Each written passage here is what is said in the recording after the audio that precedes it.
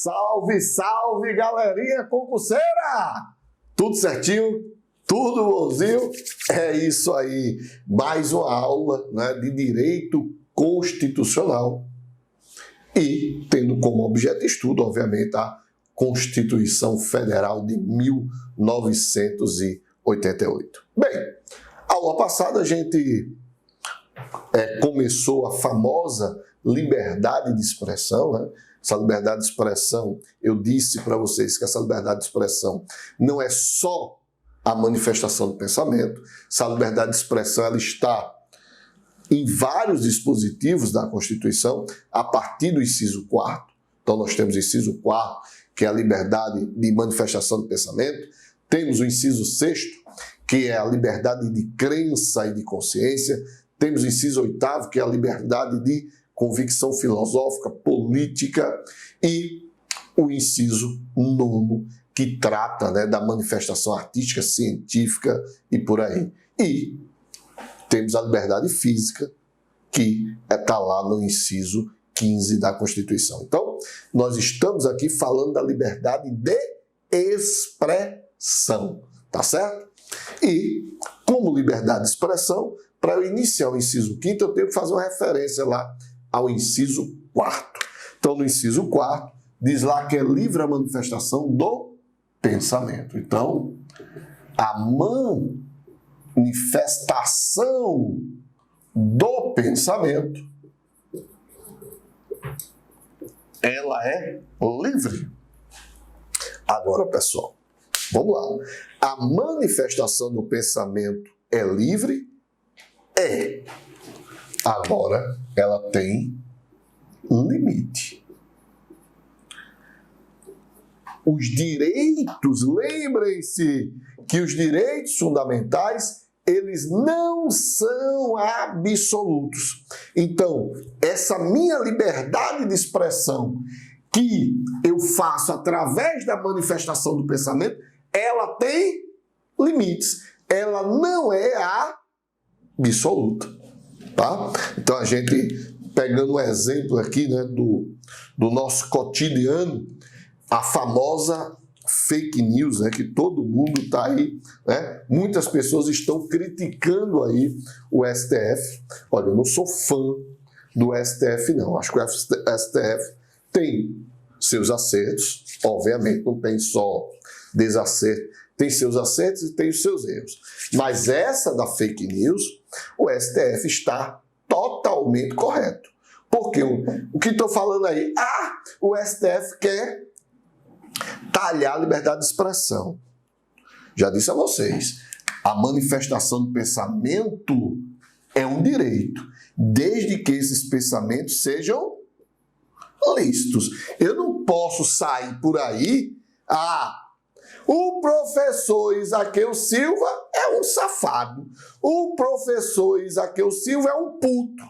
Opa, eu estou utilizando a minha manifestação do pensamento, a minha liberdade de expressão. Pode? Pode não. Pode não. Por quê?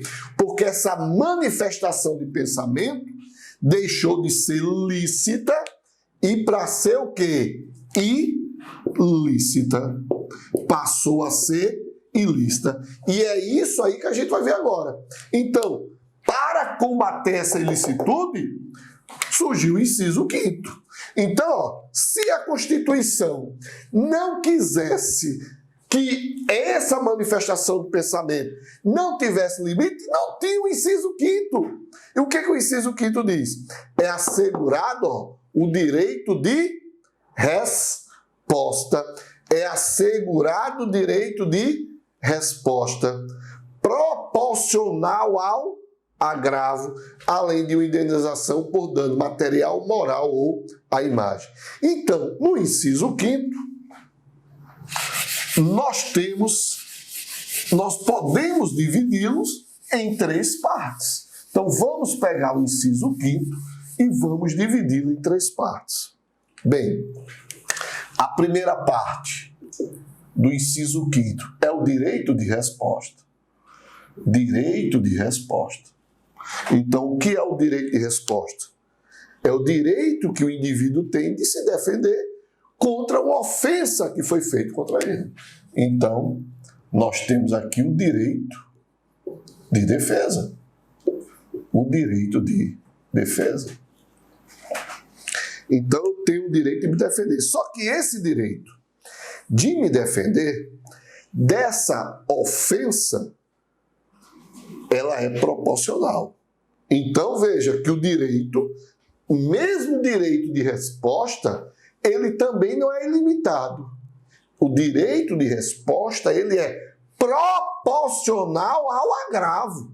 Então, o direito de resposta, ele deve ser proporcional ao agravo. Emanuel, e essa proporcionalidade do agravo? Como ela é refletida no direito? Ela é refletida de 3 formas. Eu tenho a proporcionalidade do agravo em relação ao tempo. Eu tenho a proporcionalidade do agravo em relação ao local. E eu tenho a proporcionalidade do agravo em relação ao meio de comunicação. Então, veja, quando eu digo que o meu direito de resposta, que é meu direito de defesa, é proporcional ao agravo em relação ao tempo, o que eu estou dizendo? Ora, o professor Isaqueu, não é? Em rede aí na internet, que ele gosta de internet, né? Vocês sabem, o professor Isaqueu gosta aí, é um internauta, adora redes sociais aí. Aí lá no Instagram, lá, não é? Ele, concurseiro disciplinado, não é? Será aprovado. O concurseiro disciplinado será aprovado, menos se estudar com o professor Emanuel Tadeu. Porque o professor Emanuel Tadeu não sabe de porra nenhuma, né? Aquilo é um puto, não sabe de porra nenhuma. E passou 2 minutos falando mal de mim. Então, o que eu vou fazer? Eu tenho direito de resposta? Tenho, porque o professor Isaqueu, ele me ofendeu, me chamou de puto, não é?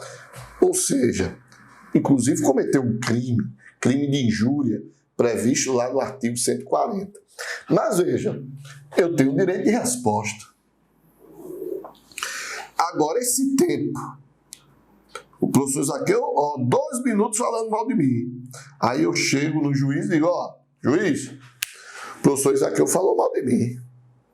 Eu quero exercer meu direito de resposta. Aí o juiz chega, o senhor pode sim, professor Manuel. Utilize o tempo que você quiser para se defender. Não, não é assim. Se o professor Isaqueu me ofendeu em 2 minutos, eu também teria 2 minutos para me defender. Então, isso é a proporcionalidade em relação ao tempo. Mas eu tenho que observar também essa proporcionalidade, não só o tempo, mas também ao local. Como assim, Emanuel? Imagine que o professor Isaqueu, não é? Foi ao Rio de Janeiro, lá, o professor Isaqueu foi ao Rio de Janeiro e foi convidado, não é, pelo William Bonner para dar uma entrevista falando do sucesso que é o curso dele, Estou Preparado. Veja aí que, né, brinque não, o Estou Preparado vai ganhar o Brasil, não é? Então, aí o William Bonner soube aí do professor Isaqueu Silva e disse, porra, professor, e aí, como é seu curso? Como são os professores? São muito bons, exceto um que tem lá, professor Emanuel Tadeu. Né? O professor Emanuel Tadeu é um safado, né? Não presta para nada, não vale nada aquele professor. Aí eu soube, através dos meus alunos, professor Isaqueu, estava lá no Jornal Nacional falando mal de tu, professor. Aí eu chego, vou lá aqui na Rede Globo, chego e digo, professor Isaqueu ontem começou a falar mal de mim lá William Bonner, eu quero exercer meu direito de defesa. O cara chegou, professor, claro, a Rede Globo vai te dar o teu direito de defesa. Então hoje, professor, às 19 horas, no NETV, o senhor vai exercer seu direito de resposta. Hã? No NETV? Peraí, meu amigo. O professor Isaqueu, não é? Ficou juntinho daquele gato William Bonner, não é? Em rede nacional mexicano. E eu vou ficar aqui, não é? No NETV, onde só quem vai ouvir e ver é a turma de Pernambuco? Não, negativo. Eu quero ficar, não é? Quero meu direito de resposta no Jornal Nacional, ao lado daquela jornalista linda, inteligente, como é o nome dela? Renata? Renata Vasconcelos. O professor fica lá com o William Bonner e eu fico lá ao lado de Renata Vasconcelos. Aí, beleza. Aí, veja, ele me ofendeu em rede nacional e eu vou me defender em rede nacional. Então, exerci meu direito de resposta proporcional a grave em relação ao local. Em relação ao meio de comunicação, que é simples. Se a ofensa foi na TV, obviamente meu direito de resposta proporcional a grave será na TV. Se foi no rádio, obviamente será via rádio. E assim sucessivamente. Beleza? Tranquilo? Só um lembrete para dizer para vocês aí, para a turma que gosta de usar redes sociais. Olha, já existem decisões aí do STF dizendo que as ofensas nas redes sociais, não é, constituem crime, tá? Então, as redes sociais, Instagram, Facebook aí, ninguém vai ficar ofendendo alguém aí nessas redes sociais, não, que podem ser, essas situações podem ser criminalizadas, né? Por injúria, por calúnia, a depender, injúria, calúnia ou difamação, a depender do caso. Então, as redes sociais não é zona livre, não é, de ofensas não, tá, pessoal? Então, aquela cara que bota lá no Face, às vezes eu vejo muito isso no Face. Você que acha que pode tomar conta da minha vida, se lasque, né? É lá os comentários lá, principalmente no Facebook, né? Então, cuidado.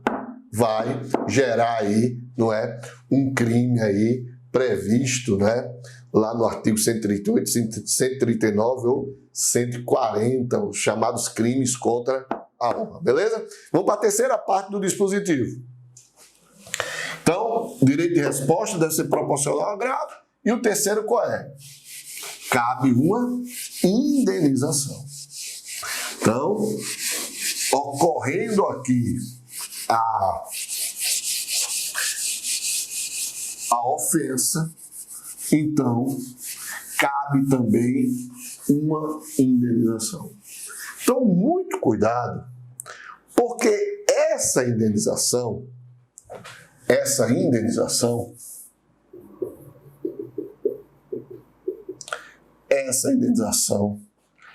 ela pode ser de três formas. Essa indenização pode se dar por um dano material, por um dano moral ou por um dano à imagem. E essa indenização por dano material, moral à imagem, ela pode ser cumulativa. Devia ter botado aqui mais para baixo. Professor, veja aí se eu colocar aqui, dá para tu me enxergar aí? Dá. Cumulativa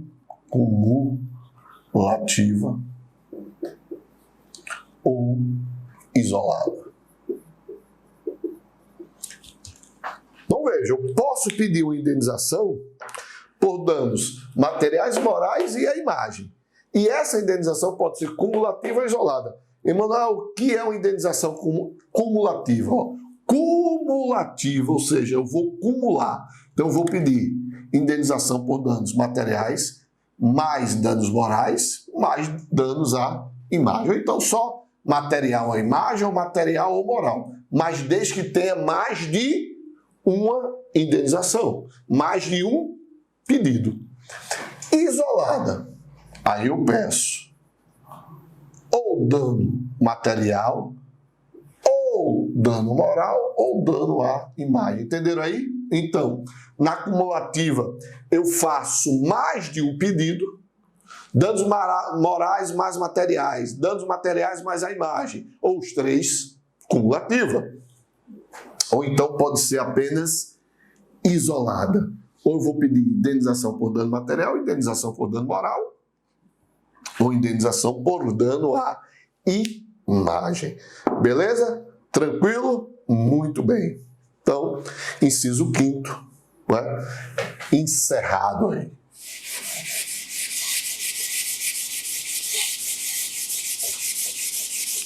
Inciso 6º.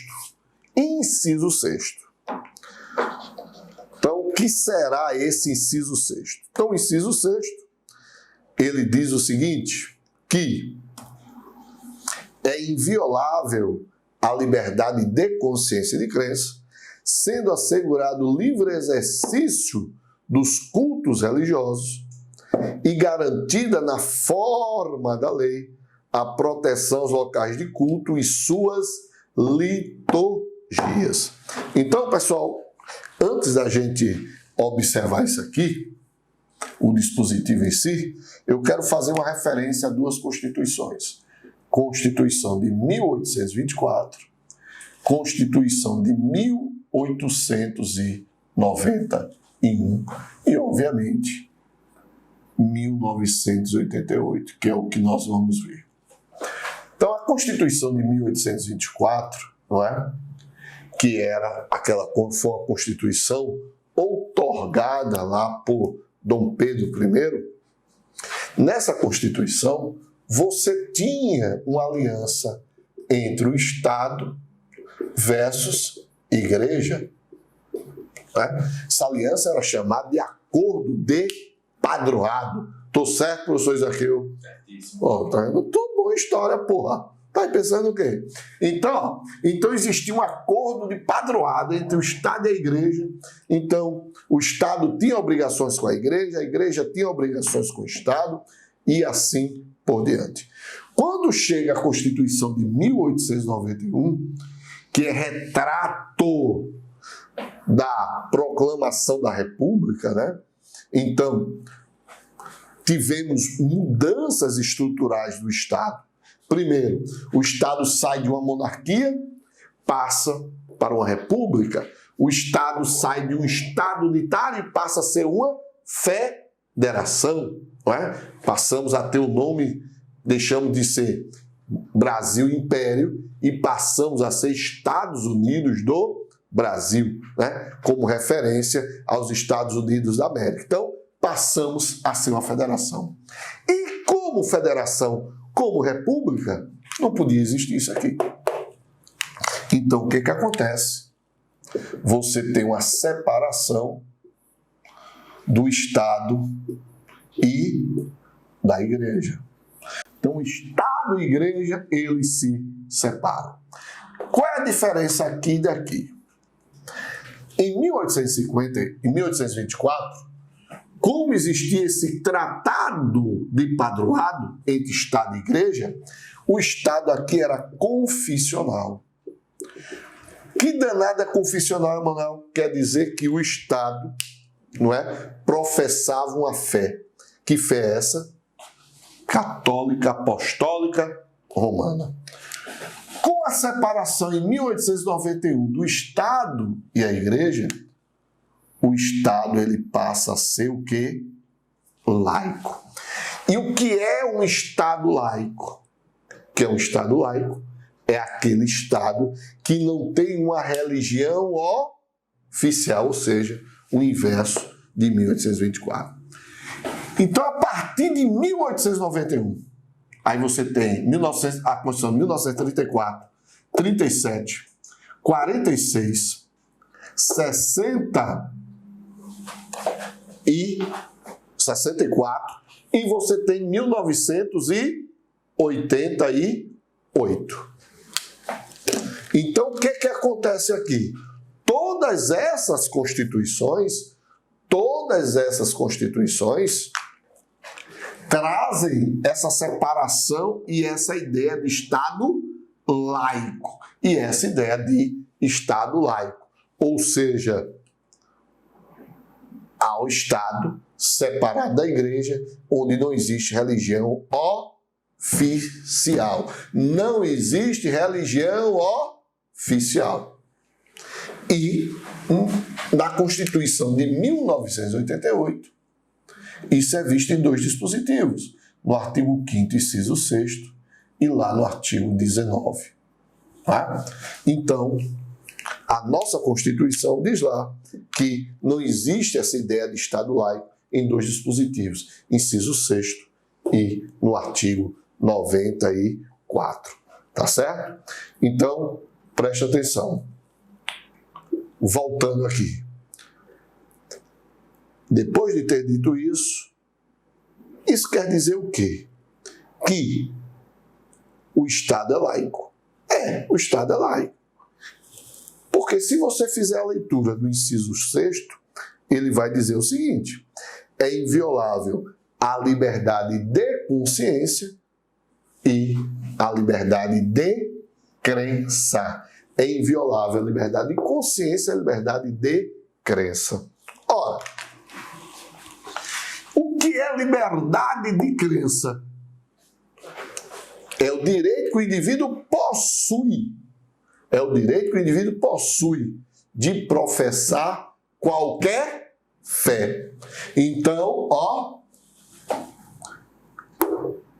a liberdade de crença é o direito que o indivíduo possui de professar qualquer fé. E a liberdade de consciência? É o direito que o indivíduo possui de não professar nenhuma fé. Ou até mesmo de não acreditar em nada. Pronto. Essa segunda parte aí dá a consistência, determina juridicamente que o nosso Estado, ele é o quê? Laico. O nosso Estado, ele é laico. Por quê? Porque dá liberdade de crença e dá liberdade também de consciência. Tá certo? Agora, pessoal, essa liberdade de crença, não é? Ela ainda é assegurado o livre exercício dos seus cultos religiosos. Então, quem exerce essa liberdade de crença é a dos cultos religiosos. Agora, obviamente, aí a gente tem que dar um stop e dizer que, dizer que o livre exercício dos cultos religiosos, todos têm direito, aqueles que exercem uma crença, mas esse direito não é o quê? Absoluto. Ou seja, se esse culto religioso afrontar um direito, então ele não pode ser exercido. Emanuel, me dá um exemplo aí. Dou sim. Aqui na minha igreja, pessoal, a igreja de Emanuel, não é? O que, professor? O Salvador não, né? Que Salvador é só o escolhido, o Emanuel, o escolhido. Se você vier na minha igreja, não é? E passar esse gel bento por mim, não é? Bento por mim, você vai estar curado do Covid. E aí, pessoal? Isso é que chamamos de charlatanismo. Então, isso não pode, tá? Isso não pode, então, esse exercício desse culto religioso, ele está se tornando o quê? Ilícito. Então, uma coisa é você ter o livre exercício, não é, do culto religioso, por exemplo. Deixa eu dar uma espetadinha aí nas religiões aí, mas de forma jurídica. Veja. Eu, como pastor, como padre, posso impedir de um homossexual entrar na igreja? Eu posso expulsá-lo? Não. Porque eu estaria cometendo discriminação. Peraí, Emanuel, mas a minha igreja não aceita. Certo, veja só. Vamos dividir os pontos aqui. Eu, para participar aqui do Estou Preparado, aqui para o professor do Estou Preparado, posso dar aula de sunga, professor? Não. Não. Agora, eu posso, não é? Para participar, eu tenho que estar o quê? Bem trajado. Entenderam aí? Vejam. Eu sou homossexual, não posso ser impedido de ir para a igreja. Agora, a igreja pode dizer, criar condições para que os seus membros, tenham uma congregação. Então, para participar aqui, você tem que ser isso. Isso é uma coisa. Então, para participar da assembleia, né? Para participar da assembleia, que é o conjunto de pessoas, então a igreja pode cobrar certos requisitos? Pode. Agora, não pode impedir que um homossexual vá à igreja, vá ao culto. Aí isso é discriminação. Beleza, pessoal? Então vamos lá.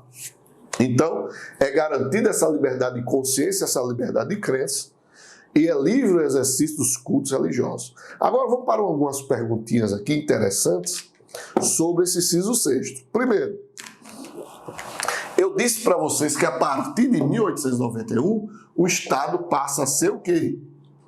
Laico, né? O Estado passa a ser laico. Ou seja, não tem religião. Ora, mas, Emanuel, no dia 12 de outubro, nós comemoramos aí o dia de Nossa Senhora Aparecida, que é padroeira do Brasil. No dia 25 de dezembro, Emanuel, comemoramos aí o nascimento de Jesus Cristo. No dia 8 de dezembro, lá na minha paróquia, eu comemoro o dia de Nossa Senhora da Conceição. E todos esses dias, Emanuel, é feriado estadual ou feriado nacional. Então a pergunta é, os feriados religiosos ferem o Estado laico? Essa é a pergunta de prova. Os feriados religiosos ferem o Estado laico? Qual é a resposta? Negativa. Veja, esses feriados, Nossa Senhora Aparecida, veio depois da Constituição ou veio bem antes da Constituição? Bem antes da Constituição. Nascimento de Jesus Cristo, que é o Natal, veio com a Constituição de 88 ou veio bem antes da Constituição? Bem antes. Então, o que os tribunais superiores já decidiram sobre isso aí? Os tribunais decidiram o seguinte, que os feriados religiosos, não ferem o Estado laico. Não ferem o Estado laico, tá certo? Então, ó, se perguntar na prova, se os feriados laicos, se os feriados ferem o Estado laico, o que é que você vai responder? Não ferem, não ferem. Por quê? Porque, simples, os tribunais disseram que esses tribunais são manifestações culturais. Então, os feriados religiosos são manifestações culturais. Por quê? Porque estavam antes, da Constituição de 1988. O que não pode, pessoal, é criar um novo feriado religioso. Aí, se, por exemplo, bora lá, Constituição de 1967. Aí, Constituição de 1988. Aqui tinha se criado o feriado de Santo Emanuel. Santo Emanuel. Bem, foi antes da Constituição? Foi. Tem problema nenhum. Agora, o que não pode criar aqui agora é o feriado de Santo Tadeu. Aí não pode. Por quê? Porque essa Constituição proíbe, não é? O Estado é laico. Mas, Emanuel, aqui o Estado já não era laico? Era. Mas Santo Emanuel, as festividades de Santo Emanuel, não é? Vem de 100 anos atrás. Vem de 100 anos atrás. Então, é simples. Então, as festividades de Santo Emanuel, como são a festividade cultural, foi absolvida aqui e foi absolvida aqui. O que não pode é criar um novo feriado agora de Santo Tadeu. Tá certo? Então, a resposta é simples. Simples. Os feriados religiosos não ferem o Estado laico. Por quê? Porque são manifestações culturais. Beleza? Então, até o próximo bloco. Valeu!